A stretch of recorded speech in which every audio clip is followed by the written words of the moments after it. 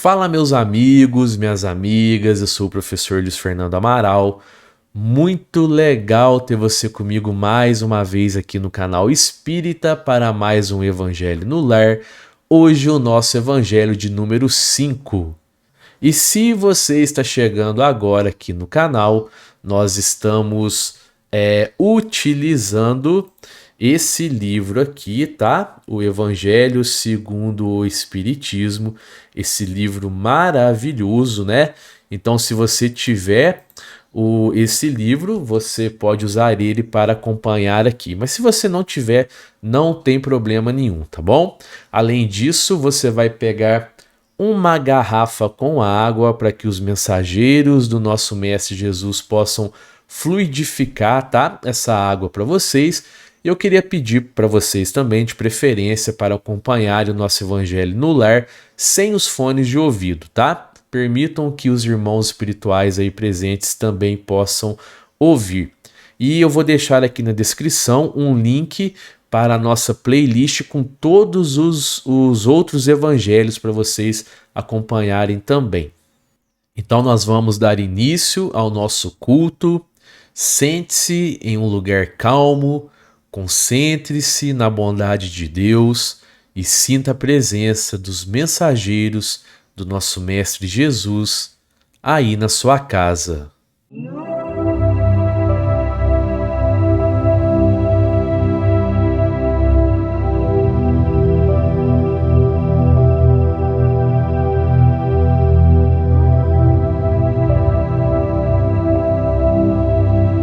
Pai, respiração da vida, fonte do som, ação sem palavra, Criador do cosmos, faça a sua luz brilhar dentro de nós, entre nós e fora de nós, para que possamos torná-la útil. Ajude-nos a seguir o nosso caminho, respirando apenas o sentimento que emana do Senhor. Nosso eu, no mesmo passo, possa estar com o seu, para que caminhemos como reis e rainhas com todas as outras criaturas. Que o seu e o nosso desejo sejam um só em toda luz, assim como em todas as formas, em toda a existência individual, assim como em todas as comunidades.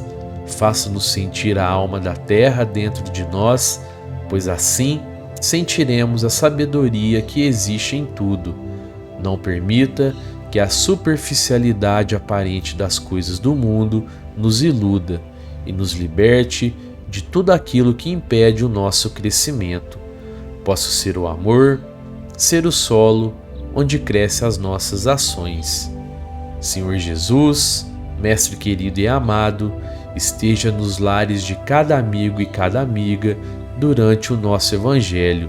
Esteja através dos seus mensageiros de luz, nos inspirando a sermos instrumentos da sua vontade. Que se ache aberta a nossa humilde reunião de amigos e amigas, que é a fim do bem e da caridade, e que assim seja.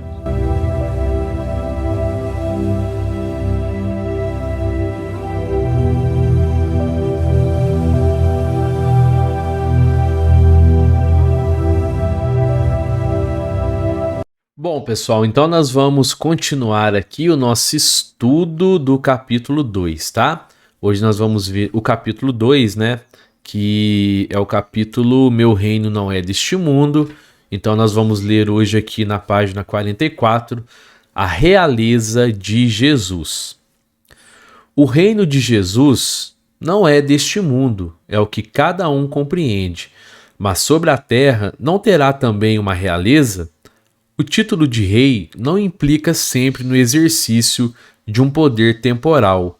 Ele é dado por um consentimento unânime àquele que seu gênio coloca em primeiro plano em uma ordem de ideias quaisquer, que domina seu século e influi o progresso da humanidade.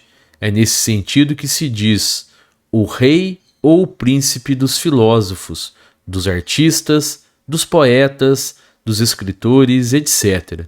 Essa realeza, nascida do mérito pessoal, consagrada pela posteridade, não tem frequentemente uma preponderância maior do que aquele que leva o diadema, ela é imperecível, enquanto que a outra é o jogo das vicissitudes. Ela é sempre abençoada pelas gerações futuras, enquanto que a outra, por vezes, é amaldiçoada. A realeza terrestre acaba com a vida, a realeza moral governa ainda e, sobretudo, depois da morte. A esse título, Jesus não é um rei mais poderoso do que muitos potentados. Foi, pois, com razão que disse a Pilatos: Eu sou rei, mas meu reino não é deste mundo. Aqui a gente vê, né, pessoal, que a missão do nosso Mestre Jesus não foi uma missão exatamente material. Ela foi principalmente uma missão espiritual. Em relação à realeza, nós não podemos comparar Jesus, né, como um rei terreno, porque o rei terreno ele recebe esse título devido a nuances materiais, né, aqui da terra.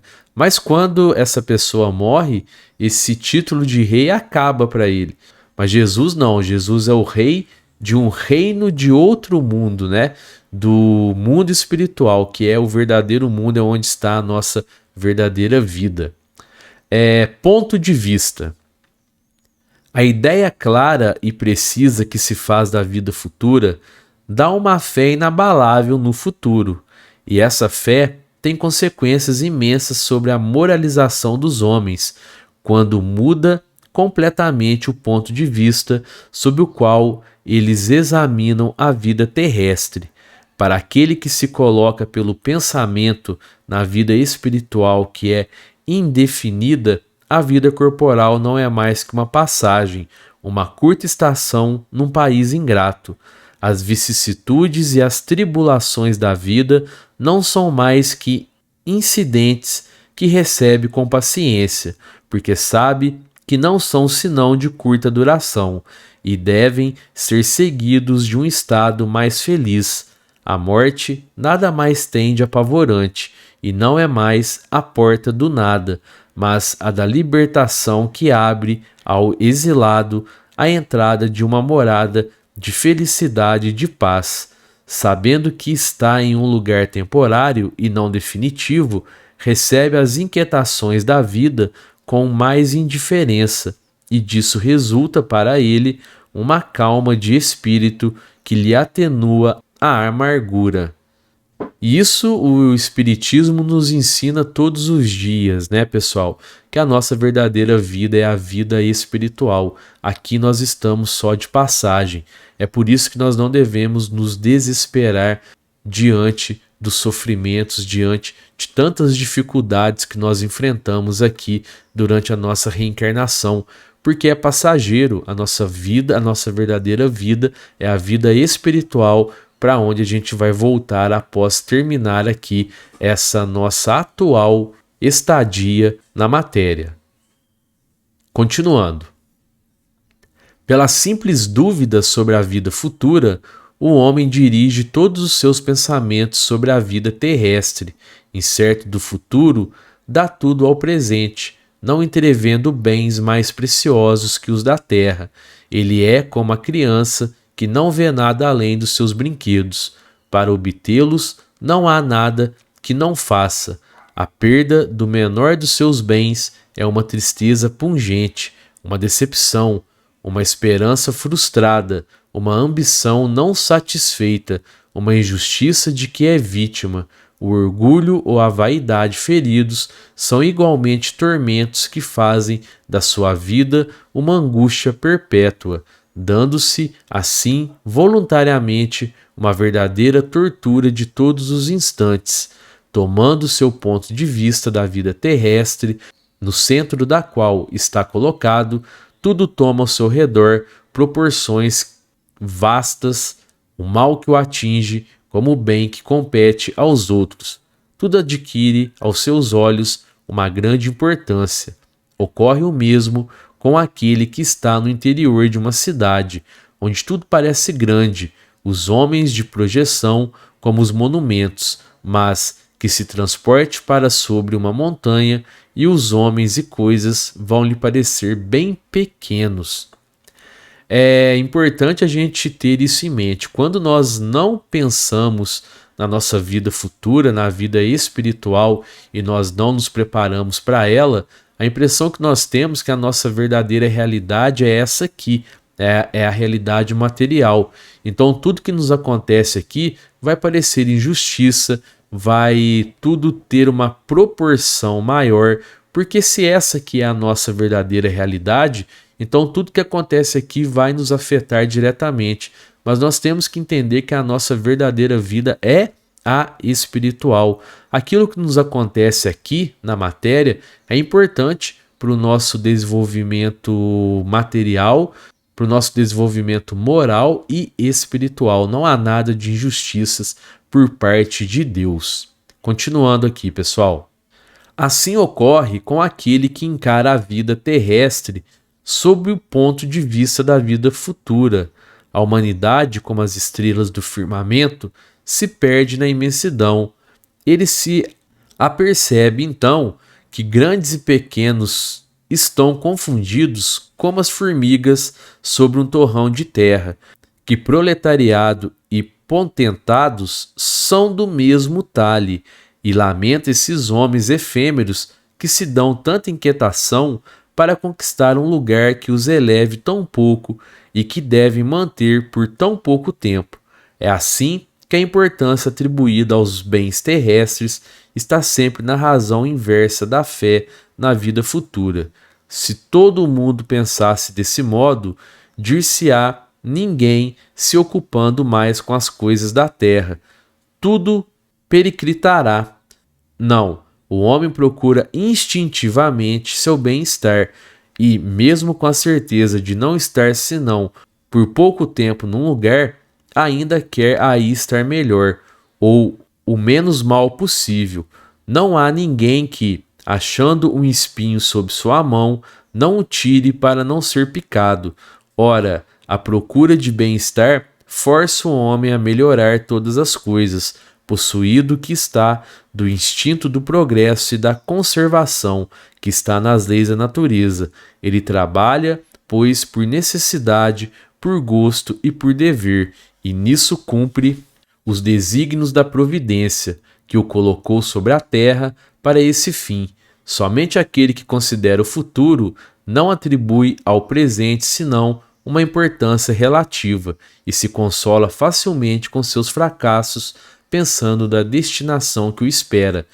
Então, pessoal, é muito importante a gente ter em mente o seguinte: não é que nós não temos que nos importar com a nossa vida atual, com a vida na matéria. Nós temos sim, né, que nos importar, mas essa tem que ser uma importância relativa, pois quando nós entendemos que nós somos espíritos imortais e que nós estamos aqui de passagem, que a nossa verdadeira vida é a vida espiritual, então todos os problemas aqui que nós enfrentamos nos parecem muito pequenos, e quando nós entendemos a justiça de Deus através da reencarnação, nós entendemos que tudo que nós passamos é para a nossa evolução.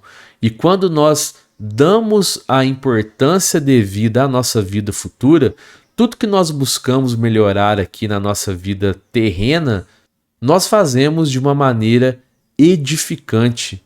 E isso não melhora apenas a nossa realidade, mas melhora a realidade à nossa volta. É por isso que nós temos que ter sempre muita fé nos desígnios de Deus, nos desígnios do nosso Pai.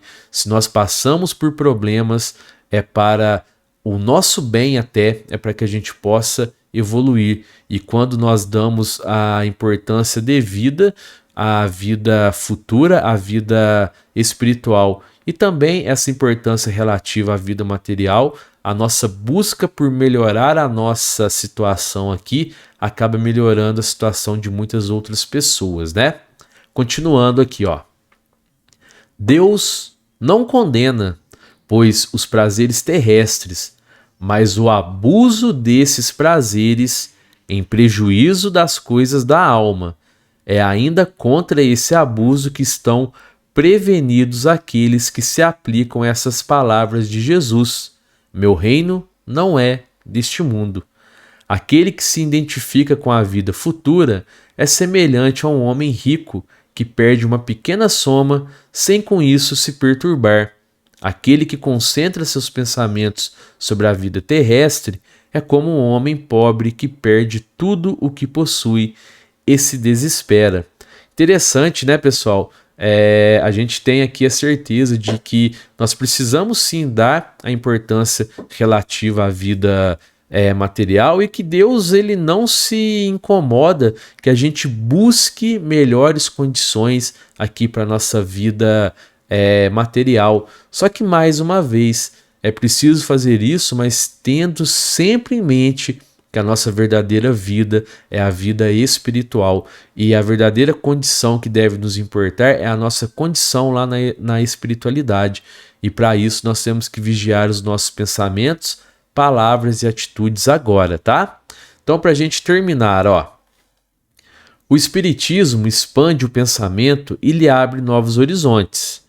Em lugar dessa visão estreita e mesquinha que o concentra sobre a vida presente, que faz do instante que passa sobre a Terra a única e frágil base do futuro eterno, ele mostra que essa vida não é senão um elo no conjunto harmonioso e grandioso da obra do Criador.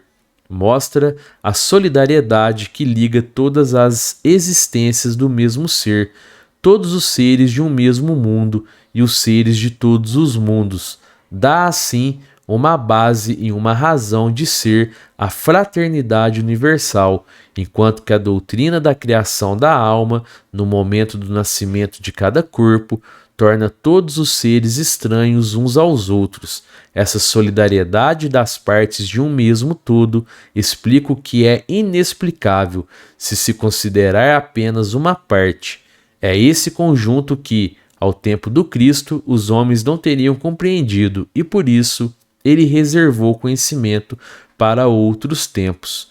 Então, o Espiritismo, ele vem para nos apresentar, esse Deus misericordioso, esse Deus de amor e bondade, em detrimento daquele Deus vingativo e rancoroso que os homens conheciam antes de Jesus. O Espiritismo vem nos confirmar todas as revelações do nosso Mestre Jesus, e o Espiritismo ele também vem nos convocar a cuidarmos sim da nossa vida material terrena, já que nós estamos em um planeta terreno, mas ele vem também nos alertar da necessidade de cuidarmos também da nossa vida espiritual, do nosso retorno, porque um dia nós vamos retornar à nossa verdadeira vida. Vamos nesse momento fechar os nossos olhos e emitir uma vibração de luz em prol do nosso lar, da nossa casa, do nosso local de trabalho, dos irmãos presentes nesse estudo, dos nossos parentes e amigos, da paz em todo o nosso planeta, pela implantação e vivência do Evangelho em todos os lares, pelo entendimento fraternal entre todas as religiões, pela cura e melhoria de todos os enfermos, do corpo ou da alma, pelo incentivo dos trabalhadores do bem e da verdade, que assim seja.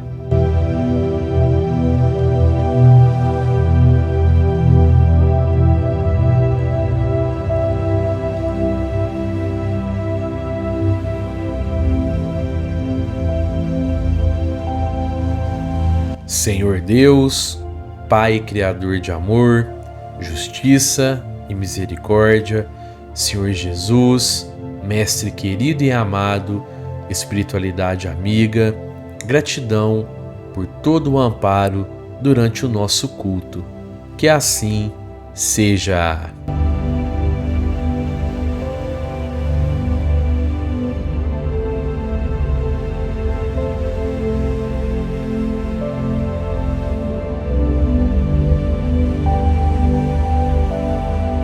E eu queria agradecer a você que ficou comigo até aqui no final desse vídeo. Confere aí se você está inscrito no canal, se você deu um joinha aqui nesse vídeo, tá bom? Um fraterno abraço a todos e que assim seja!